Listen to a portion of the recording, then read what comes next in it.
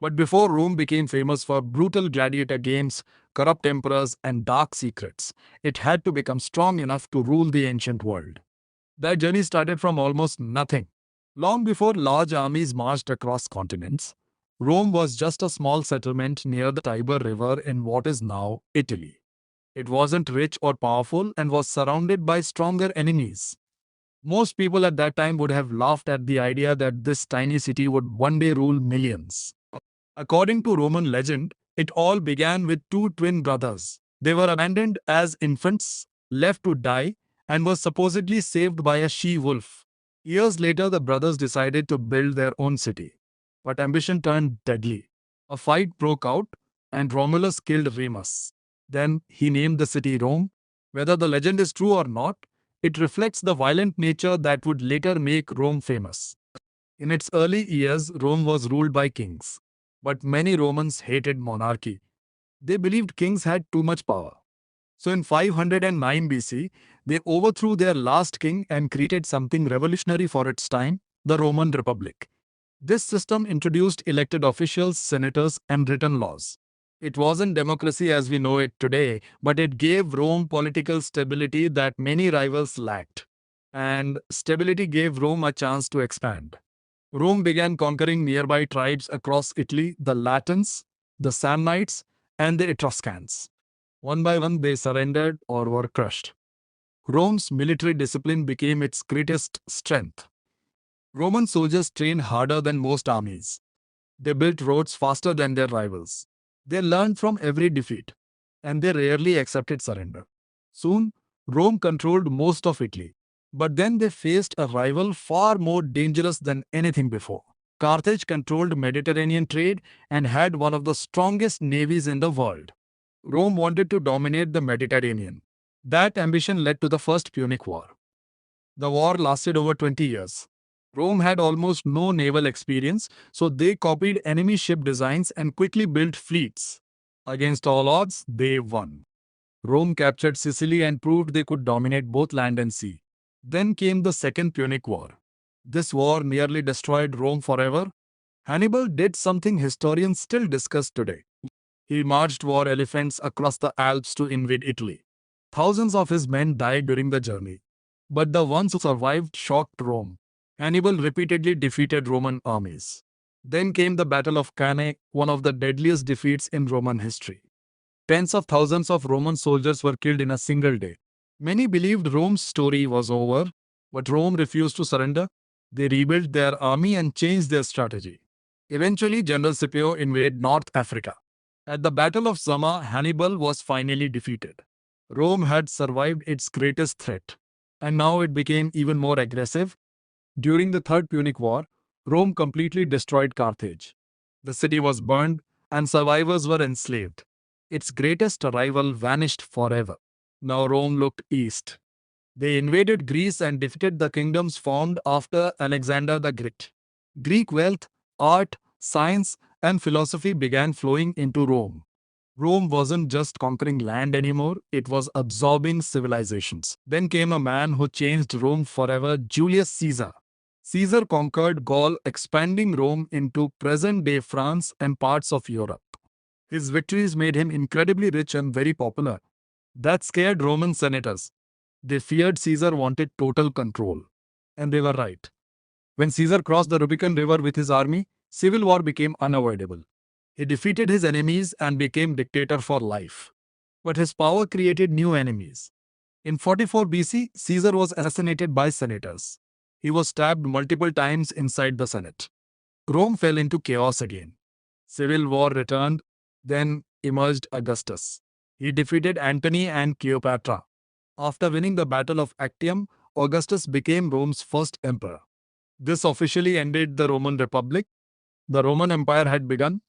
Under Augustus, Rome entered a period of peace and rapid growth known as the Pax Romana. Trade exploded. Roads connected vast territories. Cities grew richer. Roman armies expanded borders deeper into Europe, North Africa, and the Middle East. At its peak, the empire ruled nearly 20% of the world's population. It became the most powerful civilization on earth. But as Rome grew, it became harder to manage. More land created more enemies, more wealth led to more corruption, and more power brought dangerous rulers. Rome had reached the peak of the world, but the empire's darkest chapter was still to come. Rome transformed from a small city into a growing superpower. But power was never enough for Rome. The Roman mindset was simple: expand or be destroyed. Leaders believed security came through conquest. Generals sought glory. Politicians wanted wealth. Soldiers craved land, rewards, and status. This mindset drove Rome into some of the most brutal wars in human history. Entire civilizations vanished as Rome sought more territory. Millions died, and millions more were enslaved. Every victory made Rome richer, but it also made Rome more dangerous. One of Rome's earliest major conflicts was against Carthage, one of the wealthiest cities in the ancient world. It controlled trade routes across the Mediterranean. Its navy was strong and its economy was booming. Rome viewed it as its greatest obstacle. This conflict became known as the First Punic War, which began in 264 BC. Rome had little naval experience, while Carthage dominated the seas. However, Rome adapted quickly. Historical accounts state that Romans captured a Carthaginian ship and copied its design. They hurriedly built their own navy and created a boarding device called the corvus, which allowed naval battles to resemble land battles. This helped Roman soldiers overpower enemy ships. After more than 20 years of war, Rome emerged victorious. They captured Sicily, but that victory led to an even bigger conflict. Years later, Hannibal launched one of history's most shocking military campaigns. He marched war elephants across the Alps. Even today, historians still debate how he managed it. The journey was deadly. Many soldiers froze to death. Animals collapsed, and food ran out. But Hannibal survived. When he reached Italy, Rome panicked. He defeated Roman armies at the battles of Trebia and Lake Trasimene. Then came the Battle of Cannae in 216 BC, one of the greatest military victories in history. Hannibal trapped Roman forces and slaughtered tens of thousands of soldiers in a single day. Some estimates claim nearly 70,000 Romans died. It was a disaster, and many believed Rome would collapse forever. But Rome refused to surrender. Instead of directly chasing Hannibal, Rome changed its strategy. General Scipio attacked Carthaginian territories in North Africa, forcing Hannibal to return home. In 202 BC, at the Battle of Zama, Hannibal was finally defeated. Rome had survived its greatest threat but sought revenge. During the Third Punic War, Roman forces completely destroyed Carthage. The city was burned, thousands were killed, and survivors were enslaved. One of Rome's greatest rivals vanished forever. After destroying Carthage, Rome turned its attention east. Greece, once home to legendary warriors and philosophers, had fractured after the death of Alexander the Great. Rome saw weakness and attacked. Through the Macedonian Wars, Roman legions defeated Greek kingdoms. In 146 BC, Corinth was destroyed and Greece fell under Roman control. Rome didn't just take Greek land, it absorbed Greek knowledge, architecture, philosophy, literature, and culture. Greek influence would reshape Roman civilization forever. Then came one of Rome's most famous generals, Julius Caesar. In 58 BC, Caesar launched the Gallic Wars with a simple goal: expand Rome's borders and increase his political power. Gaul covered modern-day France, Belgium, and parts of surrounding regions. The tribes fought fiercely, but Caesar was relentless. Villages were burned and entire populations were wiped out. Ancient sources estimate that over 1 million people died and another million were enslaved. One man nearly stopped Caesar, Vercingetorix, who united multiple tribes against Rome. For a moment, Caesar faced serious danger. Then came the siege of Alesia.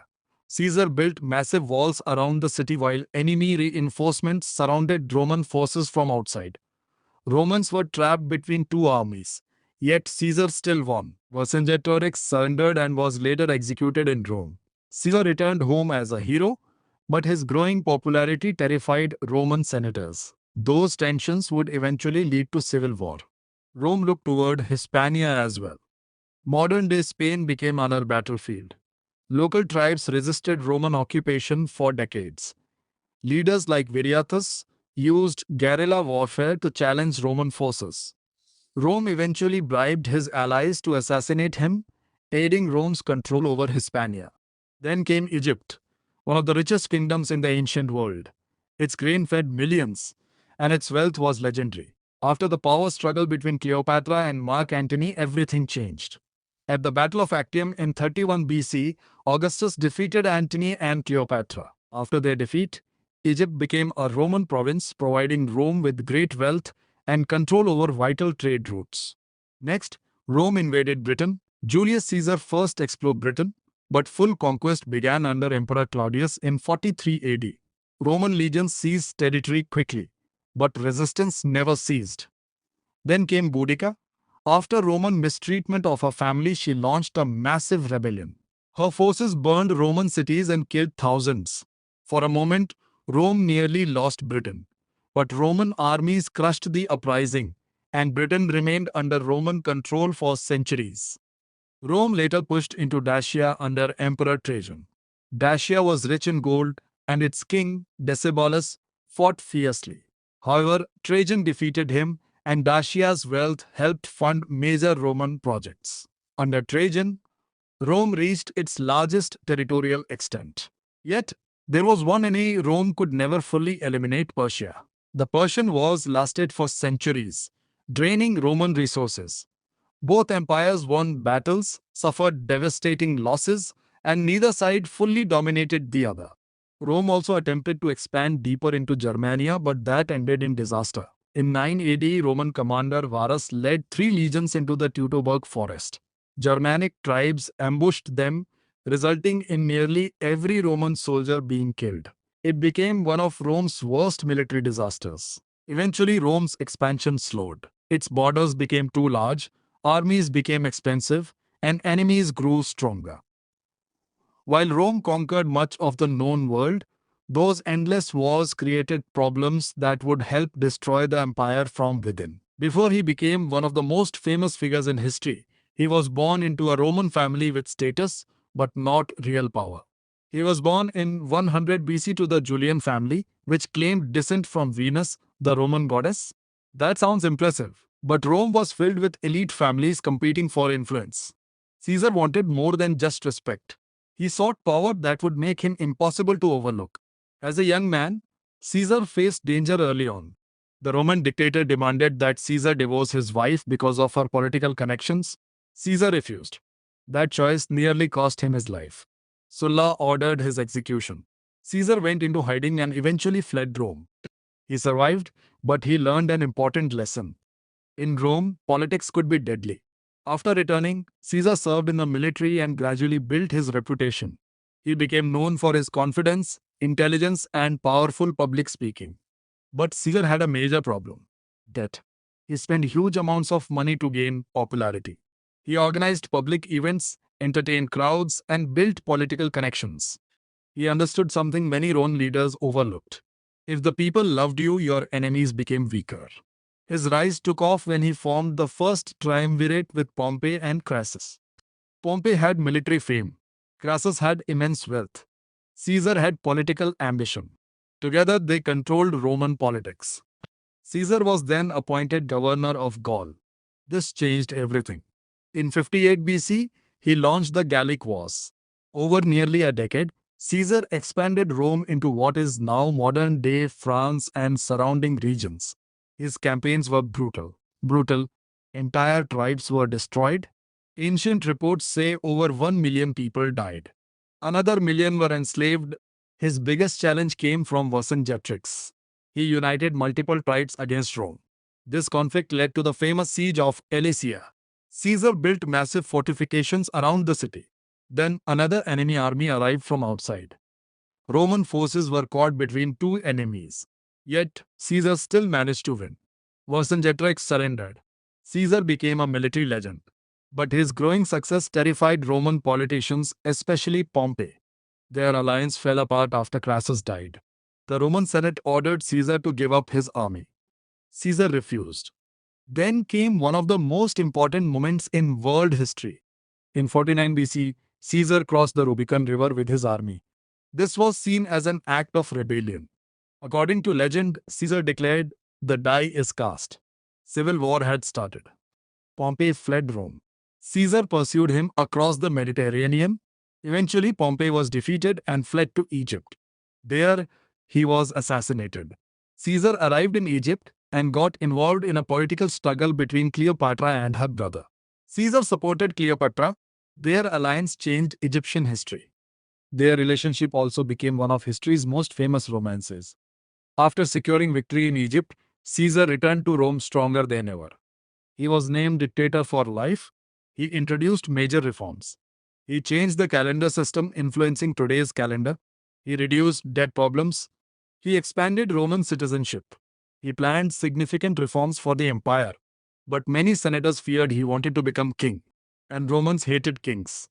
A secret conspiracy formed, led by Cassius and Brutus. They believed killing Caesar would save the republic. On 15th March 44 BC, the Ides of March, Caesar entered the Senate. He was surrounded. Then the attack began.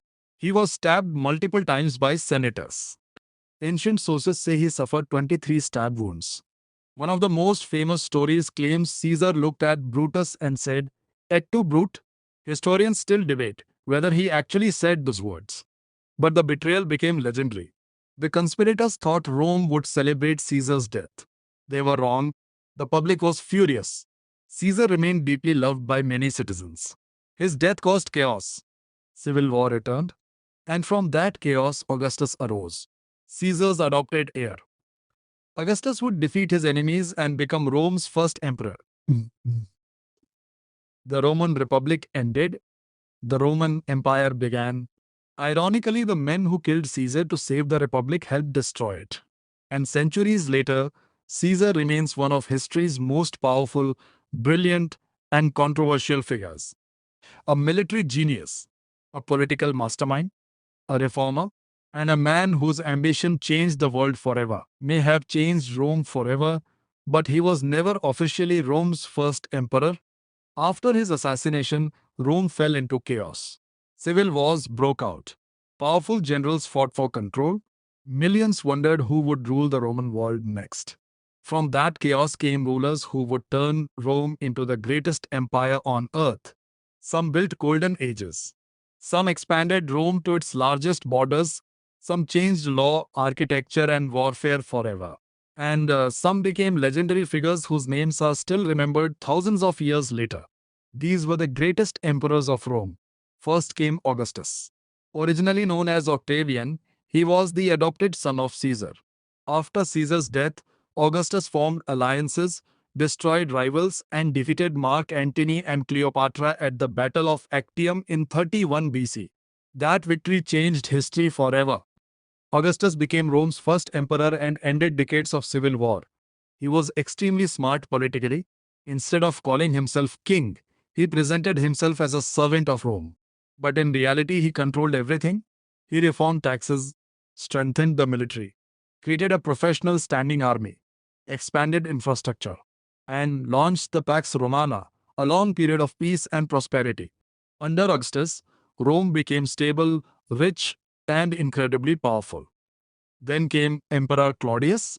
Many people underestimated him because of physical disabilities and political weakness. But Claudius surprised everyone. He expanded Roman bureaucracy, improved administration, and most importantly, launched the successful conquest of Britain in 43 AD. This became one of Rome's biggest military achievements. Then came Emperor Vespasian. Rome was facing civil war during the year of four emperors. The empire was unstable. Vespasian restored order. He stabilized finances. He rebuilt confidence in Roman leadership.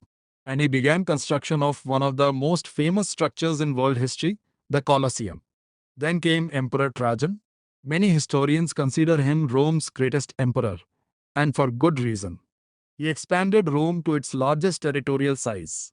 He conquered Dacia and captured massive gold reserves. He defeated enemies in the east. Under Trajan, Rome controlled more land than ever before. But Trajan wasn't just a conqueror.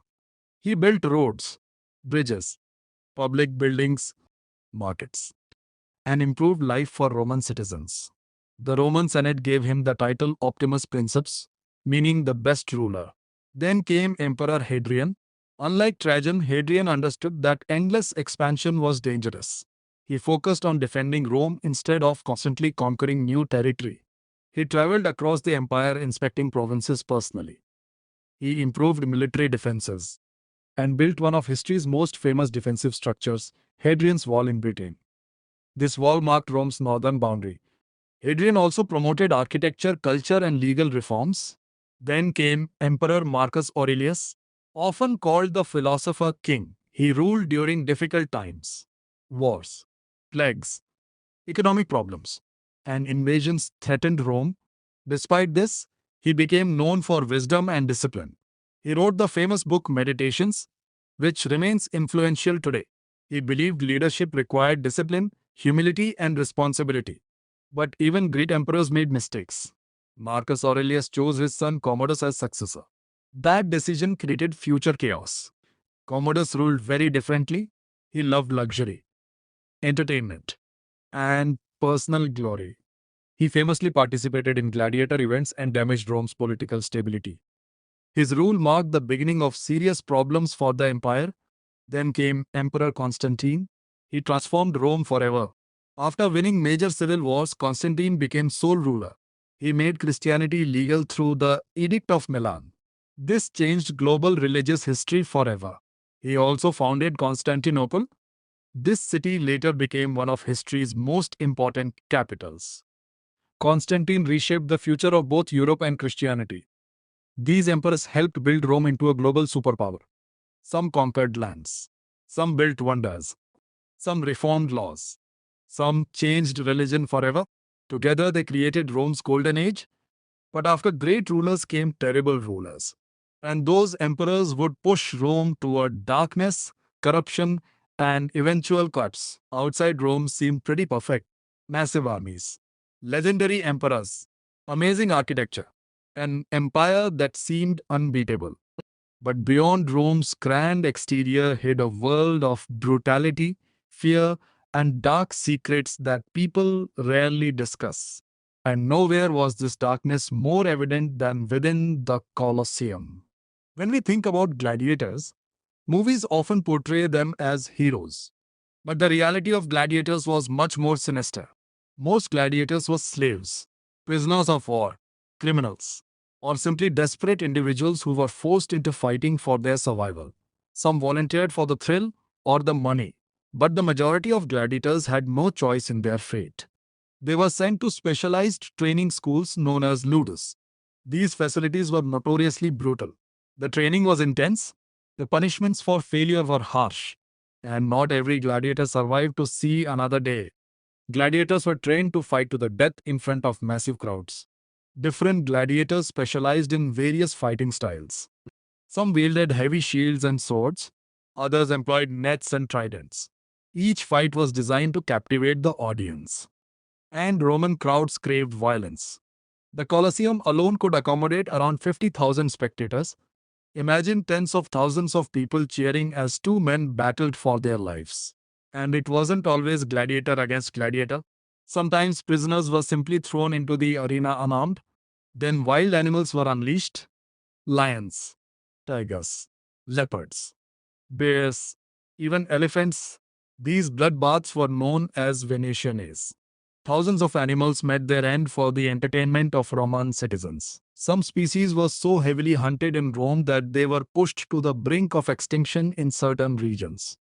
Executions also became public entertainment. Criminals could be forced to reenact mythological death scenes. They would be burned alive, crucified, or ripped to pieces by savage beasts. The public watched it all unfold, and in many cases reveled in the carnage. Even naval battles were recreated. Historical accounts suggest that Romans flooded arenas to stage elaborate mock sea battles known as naumachia. Ships would clash while men drowned for the amusement of onlookers. Rome had turned death into a spectacle. But gladiator violence was just one of Rome's hidden horrors. Slavery was another equally gruesome reality. The entire economy of Rome was heavily dependent on slave labor. Millions of people were enslaved throughout Rome's history. They worked on farms, in mines, in homes, and in construction. Many were captured in Roman wars. Others were born into bondage. Slave owners had complete authority over their slaves' lives.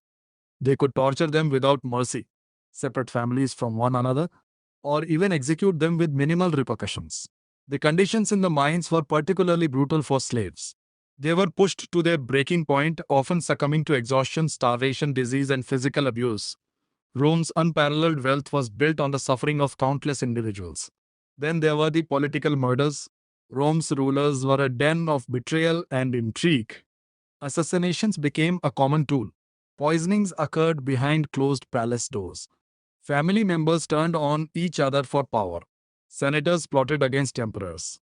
Emperors schemed against senators. Trust was a forgotten luxury in the political arena, became notorious for his bizarre and gruesome torture methods. He was known for his unpredictable behavior and his insatiable thirst for absolute power. Became another infamous example of Rome's cruel excess. He was suspected of murdering his rivals and torturing his enemies. It is widely believed that he blamed the Christians for the Great Fire of Rome and ordered public executions in its aftermath. This brings us to another of Rome's deeply unsettling secrets, its obsession with controlling public perception. Rome consistently projected an image of civilization, law, architecture, and leadership. However, this image concealed a vast amount of bloodshed. Populations that Rome conquered were often massacred. Cities were razed to the ground. Millions of people were systematically enslaved. Political corruption festered throughout the empire. Even children of emperors were not always safe from murder attempts. Women in prominent families were often used as political pawns or targets in power struggles. While ordinary Roman citizens were occupied with the games and victories, the elite manipulating public attention. The games distracted the public from political issues. Food handouts distracted citizens from economic hardship. Entertainment was simply a tool of control. Keep the people entertained, and they will have less time to ask questions. This strategy became known as bread and circuses.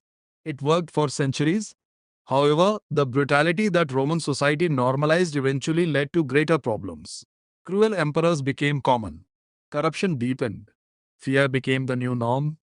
And slowly, Rome began to create the very darkness that would ultimately lead to the empire's destruction from within. The world remembers Rome for its magnificence, but Rome's hidden truths tell a much more unsettling story. A story of brilliant achievements and terrifying barbarity. For centuries, it looked invincible. It conquered vast swathes of Europe, North Africa, and the Middle East. Its armies filled the world with terror. Its emperors ruled over millions of people. Its cities bulged with power, trade, and wealth. From the outside, Rome looked eternal. But looks were deceiving. The fall of Rome was not a single event. There wasn't a battle or an emperor or an invasion that ultimately destroyed it all. Rome collapsed slowly, and it began from the inside out. Many historians argue that after the reign of in 180 AD, Rome entered a dark and dangerous phase. The emperor, while respected for his sense of duty and leadership, also set a disastrous precedent by appointing his son as his successor. This son was a corrupt and decadent emperor who loved luxury, glory, and gladiatorial combat. He reportedly even entered the arena himself for the amusement of the masses. As he concentrated on such pursuits, politics festered and the stability of the empire began to fray. Eventually, his assassination was brought about, and this would mark the beginning of the end for Rome. With his death, chaos erupted, and 193 AD became known as the Year of the Five Emperors, with many ambitious men vying for power and the army becoming increasingly powerful in selecting the rulers. This paved the way for a vicious cycle in which generals were bribed, troops sold their allegiance to the highest bidder, and emperors rose and fell with disturbing rapidity. Political instability took hold as a result. What followed was the crisis of the 3rd century between 235–284 AD, where Rome struggled under the pressure of over 20 different emperors, most of them assassinated, constant civil wars, and invasion from without. It was a critical turning point for the empire. Germanic tribes began to raid and attack the vast length of the Roman borders and drain vital manpower and resources. Even more shocking to the world was when emperor was captured alive by Persian Empire, It was unheard of for such a prominent figure to be held captive by the enemy. Inflation, once controlled with the amount of silver with the coins, spiraled out of control and wiped out the value of Roman currency and of Roman money in general. Traders lost trust, and the price of goods rose exponentially. Farmers were overburdened by high taxation and abandoned their land to escape poverty and deprivation, causing immense strain on the empire's economy and its military. This strain was worsened by Rome's massive and difficult to defend borders. Its armies relied more and more on foreign mercenaries with no true love of Rome. This would become problematic in the long run. With the instability in the empire, eventually adopted reforms which restructured the administration and attempt to restore stability to the economy and the empire. This temporary ease in Roman affairs didn't last for long. His decision to move the capital to in 330 AD significantly weakened the western part of the empire at the expense of the eastern half, which was more stable and far wealthier. The empire eventually broke into two independent states, and as a result, the Western Roman Empire was weaker and more vulnerable than ever. As a result, the borders were attacked more and more intensely. The Visigoths, Vandals, and Huns, among many other groups, pressured the Roman defenses from within and without. It was no longer the mighty, all-conquering empire. It was tired, corrupt, overextended, and slowly collapsing. Although the empire still technically existed, its collapse had effectively begun already, and soon the final, crushing blow would fall. It had already survived centuries of civil wars, corrupt emperors, economic collapse, and invasions. It always seemed to find a way to survive. But by the end of the 4th century, Rome was running out of luck. Its army was weakening, its economy was crumbling, its political structure was unstable, and enemies were advancing from every corner. And everything changed when one force swept into Europe like a terrifying storm. The Huns. Hordes of these people poured into Europe at a devastating speed. Their invasions terrified whole populations, causing Germanic peoples to abandon their homelands and flee from the approaching Huns. These German peoples had lived along Rome's borders for centuries, and the Huns pushed them straight into the heart of the empire. This included the Visigoths, who desperately begged Rome for protection. Rome let them in, but abused them. Roman officials charged them enormous prices for food, and rumor had it they were so hungry that people were forced to sell their own children into slavery in order to survive. Soon the tension boiled over and the Visigoths revolted. The two sides clashed at the Battle of Adrianople in 378 AD, where one of the greatest defeats in Roman history took place. The entire Roman army was destroyed and emperor was killed. This battle not only decimated Rome's army but showed the barbarian tribes that their troops could now defeat Roman soldiers in battle. Then another shock was the event of 410 AD when led the Visigoths into Rome itself. The city that once conquered the known world was conquered itself. For 3 days, Rome was plundered, its homes destroyed, its treasures looted, and its citizens killed. The psychological impact on the Romans was huge. This was the first time since Rome had been sacked nearly 800 years before. Things became much worse. In 429 AD, the Vandals invaded North Africa, which had been one of Rome's wealthiest territories. It supplied the empire with food and revenue, and in 439 AD, the Vandals captured Carthage. One of Rome's most lucrative regions was lost, and 2 years later, the Vandals raided Rome. Rome was once again at the mercy of attackers, and Rome's military power continually declined. Internally, Roman politics remained unstable. Emperors were often replaced with little real power. Military generals controlled much of what went on, and the emperorship itself became something of a laughingstock. And then the great invasion occurred. Attila the Hun, the scourge of God. Attila's hordes invaded Gaul and attacked Italy, leaving whole provinces in ruins. Although Attila eventually withdrew from Italy, Rome was left far more vulnerable, and in its aftermath, the empire still had not recovered. Then came the end. In 476 AD, a German chieftain named deposed the last Western Roman emperor, young Romulus. He was removed from the throne with no resistance given and sent back to Eastern Rome with the emperor's crown. With the final ruler of Western Rome gone, so too was the empire. No single battle or legendary emperor could save it. Rome simply collapsed because it was no longer able to sustain itself with its continuing corruption, civil wars, economy's decay, and its enemies closing in. However, the Eastern Roman Empire, later known as the Byzantine Empire, would survive for another 1,000 years. Roman law has been used to establish many modern governments, and Rome's architectural wonders continue to inspire people today. And even some cities built by the Romans still stand where they were built centuries ago. So, while the Roman Empire may have ended, its legacy certainly did not. It was no more. Its emperors were dead. Its armies had fallen. Its capital had been overrun. And a republic that once ruled almost 20% of the world's population had officially ended. For almost all civilizations, that would have been the end of the story. But Rome is different because Rome never really died. In many ways, the modern world lives within Rome's shadow. Look at the governments we use today. The concepts of a senate, republics, written laws, and citizenship owe a great deal to Rome's political structures. In fact, the very name Senate is still used today in countries like the Roman law formed the basis for Europe's legal systems and has influenced legal traditions around the world. Then there is architecture. Roman engineers had changed the world. They built roads, aqueducts, bridges, amphitheaters, and huge public buildings that stood for years. Structures like the still stand nearly 2000 years later. Roman roads connected vast areas of land, and many of today's roads run along former Roman routes. And we haven't even begun to mention language. Latin gave birth to languages such as Spanish, French, Italian, Portuguese, and Romanian. Even the words used in are full of thousands of Latin derivations. Medicine, science, law, religion. Rome's impact is on all aspects of modern life. And speaking of religion, one decision by a Roman emperor changed the course of religious history across the world. When legalized Christianity, its impact was immediate. Today, billions of people follow a religion that has been deeply affected by decisions made within the confines of the Roman Empire. Military strategy also displays a lasting Roman influence. The principles of military formations, discipline, engineering techniques, and logistics are still taught in modern military schools. The concept of creating infrastructure to support troop movements also changed warfare forever. Entertainment is not exempt either. Huge stadiums filled with roaring crowds.